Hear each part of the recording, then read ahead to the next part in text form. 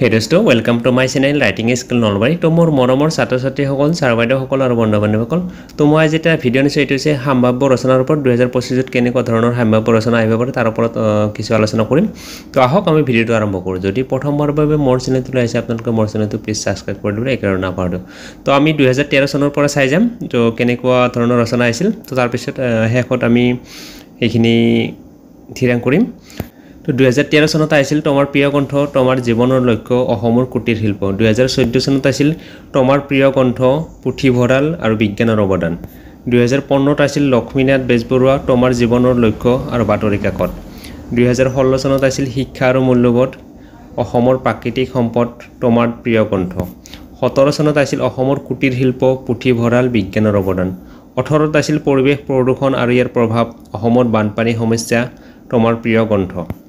19 আছিল স্কুল আলোচনী আৰু ইয়াৰ উপকাৰিতা দূৰদৰ্শন দৈনন্দিন জীৱনত বিজ্ঞানৰ প্ৰভাৱ 20 আছিল তোমাৰ বিদ্যালয়ত বঁটা বিতৰণী সভা শৈক্ষিক পৰিৱেশ আৰু শিক্ষাৰ্থী তোমাৰ প্ৰিয় সাহিত্যিক 2021 চনত আছিল ছাত্ৰ-ছাত্ৰী আৰু সমাজ সেৱা অসমৰ প্ৰাকৃতিক সম্পদ তোমাৰ প্ৰিয় কণ্ঠ 2023 চনত আছিল মানে 22 চনত কৰোনাৰ কাৰণে হোৱা নাছিল 23 চনত আছিল অসমৰ নিবনুৱা সমস্যা দূৰদৰ্শন অসমত কাৰিকৰী শিক্ষা ব্যৱস্থা 2024 চনত আছিল অসমৰ পৰ্যটন উদ্যোগ তোমাৰ প্ৰিয় কণ্ঠ বিজ্ঞানৰ অৱদান তো আমি এইবাৰ গটেখিনি যদি মিলি চাও তোমাৰ প্ৰিয় সাহিত্যিকটো আছিল 2014 15 20 তোমাৰ প্ৰিয় কণ্ঠ আছিল 13 16 18 21 24 বিজ্ঞানৰ অৱদান আছিল 14 17 19 24 দূৰদৰ্শন আছিল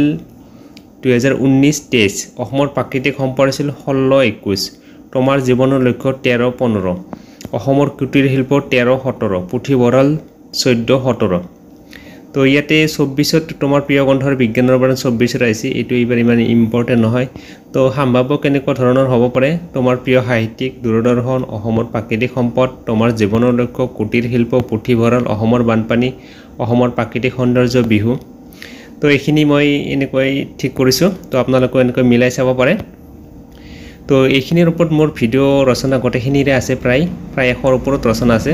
তো আপোনালোকে হেবিলাক চাব পাৰে প্লেলিষ্টত তো এইখিনি ভিডিওটো আছিল এই ভিডিওটো আপোনালোকৰ ভাল লাগিল আৰু হেল্পফুল বুলি ভাবিলে তেতিয়া হলে আপোনালোকে মোৰ চেনেলটো প্লিজ সাবস্ক্ৰাইব কৰি দিবলৈ একেবাৰে নাপাহৰিব লগতে মোৰ প্লেলিষ্টত থকা অন্যান্য ভিডিওবোৰ চাব সেইবোৰ দৰকাৰ ভিডিও দি আছে লগতে প্ৰায় এই যিখিনি মই ভিডিও ৰচনা দেখালো এইখিনি প্ৰায় ৰচনাই মোৰ তাত আছে তো আপোনালোকে চেনেলটো চাব তো আজি লেৰিছো ধন্যবাদ জয় অসম